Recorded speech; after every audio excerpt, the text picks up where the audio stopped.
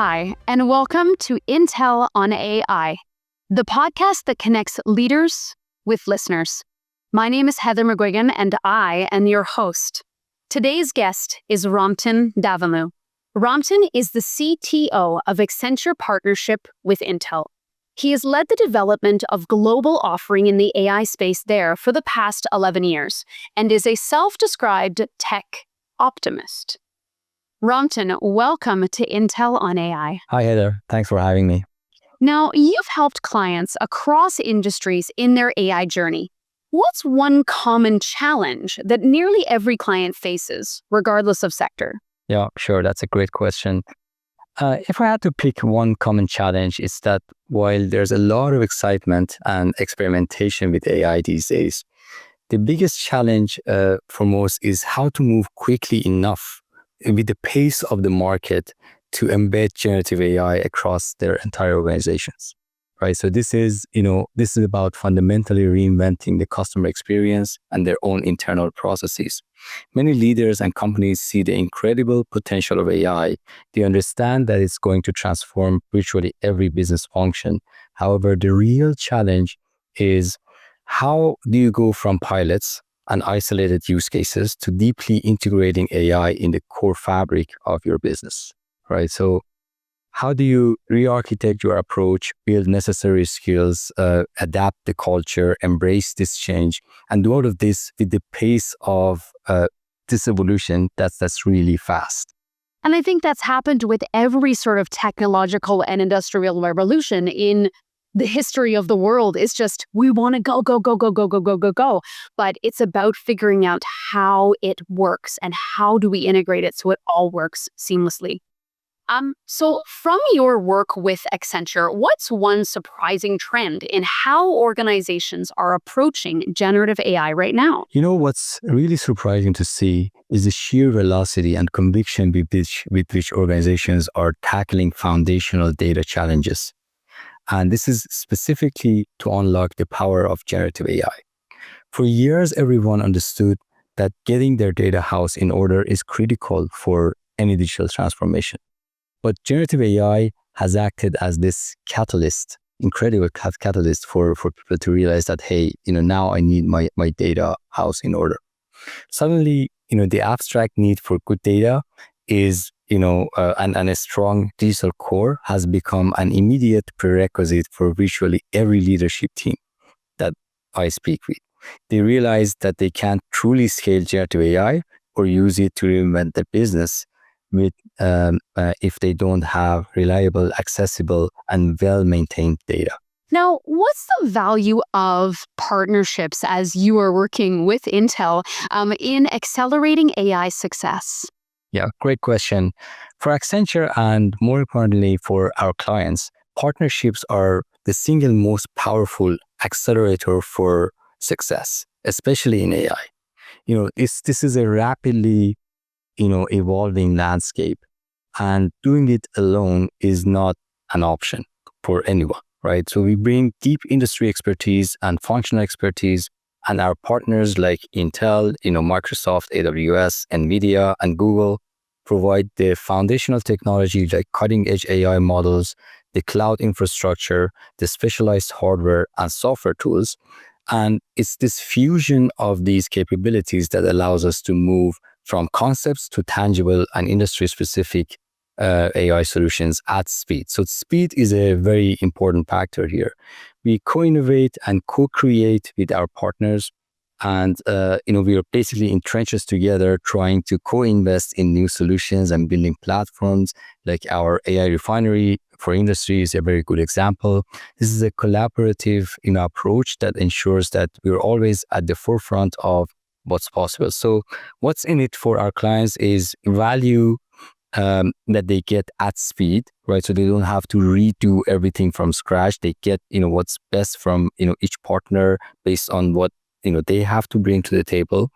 They get, the innovation at scale and they get it, at reduced risk, right? Because they don't have to navigate now the complexities of AI and every single, piece of this technology to bring it together themselves. One of the things that's so exciting about new technology is when people talk about the possibilities of things that feel impossible at this point, and it's really neat to hear about them. So I wanted to ask you, is there like a sci-fi sounding AI use case that you think might actually be a near future reality? Yeah, sounds good. So if I were to pick one area that truly sounds like it's out of sci-fi playbook, um, it's the rapidly changing, reality with agentic autonomous, systems, right? That can operate and make complex decisions in the physical world, as opposed to how LLMs are being used now, which is mostly just generating content. For example, look at what's happening with the warehouse of the future.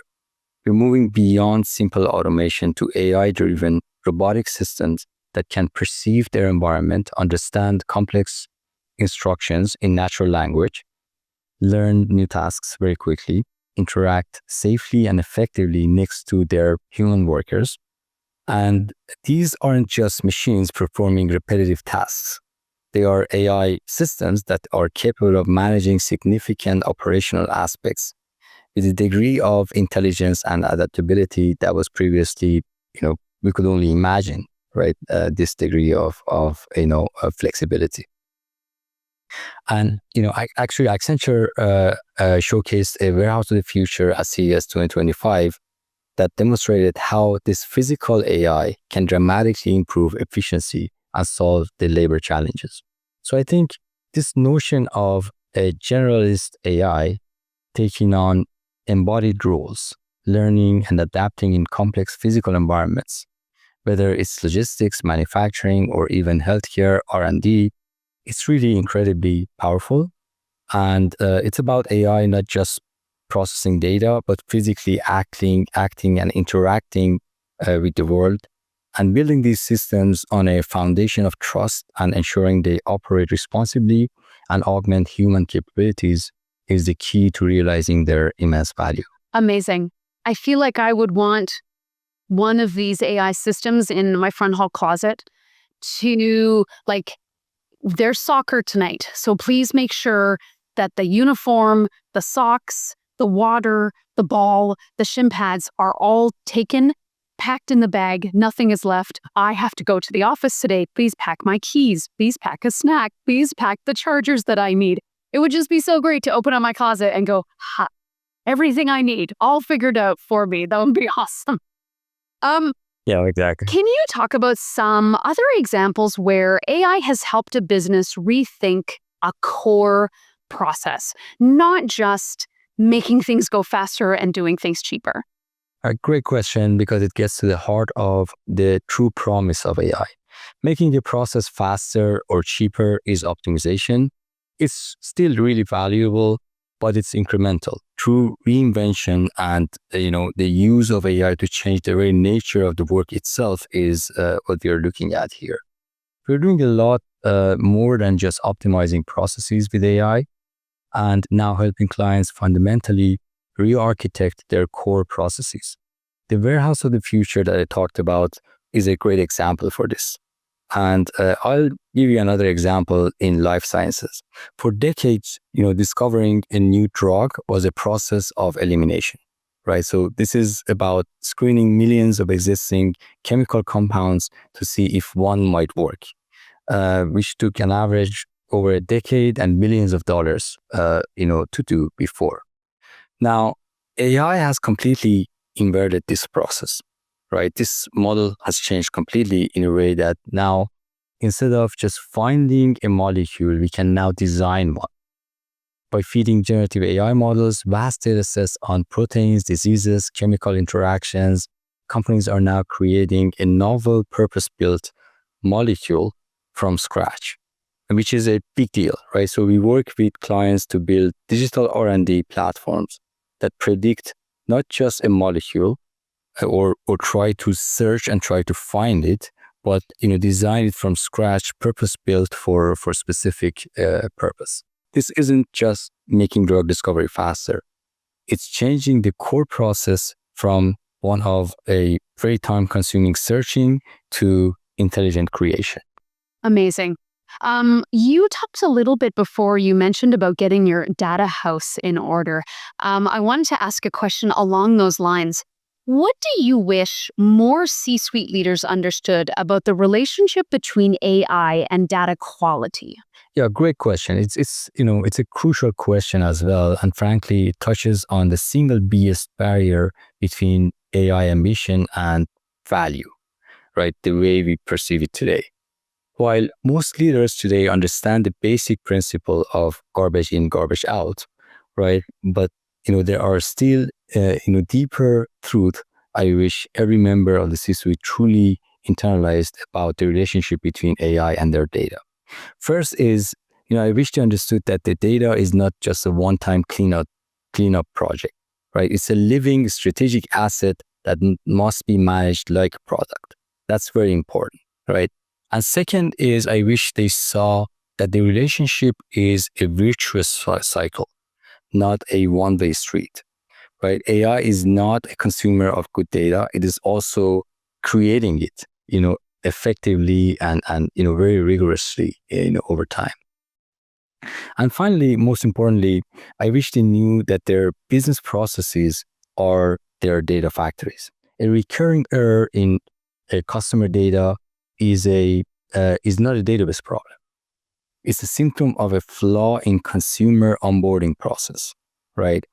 Or inaccurate inventory data isn't, a software bug. It's a symptom of inefficient warehouse or return process. For a long time, we could just live with the waste and inefficiency created by broken processes. But, in the age of AI, you can't. And because it simply mirrors, what it, gets from the environment through the data. So if you don't like the data that you're seeing, you must fix the business process that creates it. This is why data quality cannot be delegated solely to Chief Data Officer. It's a responsibility for a lot of cross-functional teams, across the process. Now, generative AI is often linked with high compute costs. How do you help organizations stay innovative while staying cost-effective? The perception is that the generative AI is a drain of compute costs. But that's only true if you approach it with purely experimental and unstructured mindset. Our entire philosophy is built around making AI cost-effective by making it intelligent, intentional, and industrialized. It's not about avoiding costs. It's about ensuring that every dollar spent on compute is tied directly to value. And I think 3 strategies can help getting the best out of your GenAI investment. First, insist on being value-led, not tech-led. This is the single most important driver of runaway cost, using AI models for low-value problems. We don't start by asking, what can we do with this massive AI model? We start by identifying the most critical value pockets in a business and the processes where, let's say 30% productivity gain or a 15% reduction in errors that can impact the P&L at the end of the day, right? So that's, the first important thing. Second is practicing model rationalization. Not every business problem needs the largest, most powerful sledgehammer model, right? The market has matured significantly, and there are a lot of different models for different purposes that can be optimized as well. So it's best to use the right model for the right task. And that could, help optimize. And third, and probably most critically important, is building a cost-effective digital core for AI. Innovation at scale is not about the model. It's about the entire factory that you build around it. Through platforms like what Accenture has, and we call it AI Refinery, we provide architecture and governance to manage this factory efficiently. So everything that you need around your, core value case to actually bring it to scale. So while compute costs are real and, they can add up, they absolutely can be managed by being structured, strategic, and building the right operational foundation. Organization can lead innovation without letting costs undermine their success. What does it take to move from AI experimentation to enterprise-wide adoption? And where do most companies get stuck in that process? That's a very difficult question, and it's a pivotal one, right? And I think the answer is deceptively simple, right? It's about, how to move from a cool demo to true enterprise value, right? With this, kind of new technology that we have in our hands. We have to treat AI like a core business capability, not like a science project. This means that, we have to start with a real P&L problem. And then we must think about, having the courage to invest in the boring but essential foundation, the data, right? That's really important. And then, things like, improving the talent that you have, or, reskilling the talent to be able to actually deploy it at scale. And a robust framework for responsible AI is also really important. As a tool. Companies really get stuck when, there are, one of the three traps that we see commonly in the market. First is when every department has its own cute, fascinating AI project that everybody gathers around and admires it, right? But none of them are connected to a real business strategy, right? And they're fun to look at, but they don't actually do any real work, and they eventually end up in the corporate museum of nice ideas, right? And second big trap is when, we hit the data wall, like we discussed, right? So they've spent, a fortune on shiny, powerful AI model or a new, use case for it, but they try to fuel it with data that looks like spaghetti, right? The model isn't magic. It can't clean up decades of messy data. So that's the second biggest trap I think we see. And finally, when a successful pilot that has proven its value is going to die just because there's no kind of road to scale for it, right? It's admired, but no one has built a factory to actually take it to scale at the enterprise level. How do you balance this excitement? This leads right into that next question. How do you balance the excitement of bleeding edge AI with the practicalities of what's enterprise ready? Yeah, I think the key is to avoid getting mesmerized by what I call the art of the possible, right? Which is, what you see happening a lot these days in the market, because it's huge. The impact is huge, and there's a lot of scenarios that you could imagine how AI could contribute. But, that's great to think about the art of the possible, but the focus should be on what actually brings value for the enterprise. Our approach, is about choosing the ones that actually bring value, and it's about creating a structured two-track innovation engine within the organization. Right? On one side, you want to have your innovation hub. Think of this as your R&D lab for AI. Right? This is where you embrace bleeding edge, and it's okay to fail. You create a small, agile team with your best data scientists and innovators exploring the newest models and techniques, right? And they are firewalled from critical business operations and working, with non-sensitive data in a secure sandbox. And, their goal is not to create ROI immediately, right? So you need that innovation hub to basically bring new ideas. But the second track, which is the much larger track and a lot more important to end value, is the AI factory.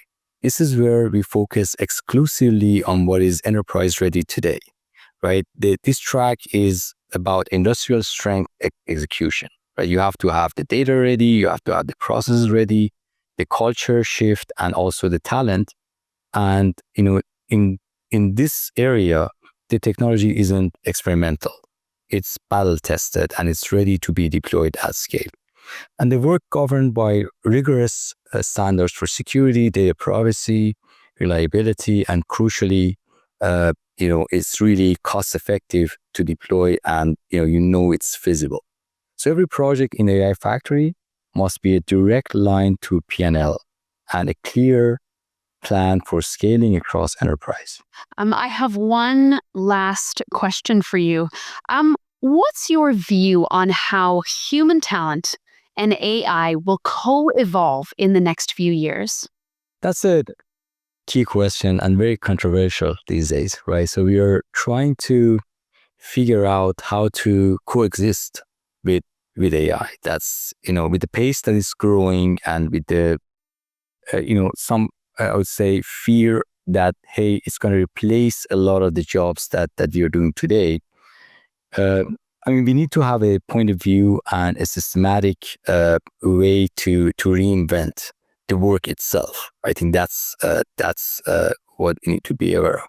But in a shorter, cycle of the next, let's say 2 to 3 years, I think first focus is shifting from simple automation to deep augmentation, right? So this is about, having AI helping people do their jobs better, right? Alongside people, like a true co-pilot. For every employee, from software developer to marketing manager to financial analyst, the goal is to pair them with AI that handles 80% of the repetitive tasks, right? And people are focusing on the net new stuff, creating net new things and more innovative work. And this frees up human talent on kind of the uniquely human skills, strategy, critical thinking, complex problem solving, and things like that. And gradually, you hand off some of these tasks to AI as well, and you focus on higher level, cognitive tasks. Hopefully, that's the future that I can imagine. And second, we have to design for the missing middle, the way we call it. A lot of companies are creating two distinct groups, right? A small team of elite AI specialists and basically everybody else, right? And this is a recipe for failure. The most critical new roles that the company will have are in the middle. People who are deeply skilled in their business domain, like supply chain or marketing, but also fluent in how to work with AI. These are, the group that we need to augment and nurture. And third is, which is probably the most important, is creating an AI-fluent, trusted organization. This is the biggest challenge and the biggest change that management faces over time, because it requires a massive C-suite-led commitment to upskilling, not just for the technical staff, but for everyone, right? Your leaders need to understand how to govern AI. Your managers need to learn how to lead hybrid human and AI teams, and your employees need to be trained on how to collaborate and how to coexist and get augmented with AI in the future. Amazing. This has been such a fantastic conversation. I want to thank you, Ramtin, for coming on the show today. You're really giving me responsible parent vibes when it comes to AI. We want to encourage you to explore and see what's new, but keep you in the right direction. Make sure that everything we're doing is moving in a positive and valuable way. It's a really sort of refreshing, steady voice of reason in all of this. So thank you so much for coming on and sharing some of your thoughts with us. Yeah, of course. Thank you so much for having me, Heather. This was a great opportunity to share, some of the, experiences that we have with our clients these days. Thank you so much. And for everybody who is watching, thank you so much for watching Intel on AI. Again, my name is Heather McGuigan. Have a great day. Bye, everyone.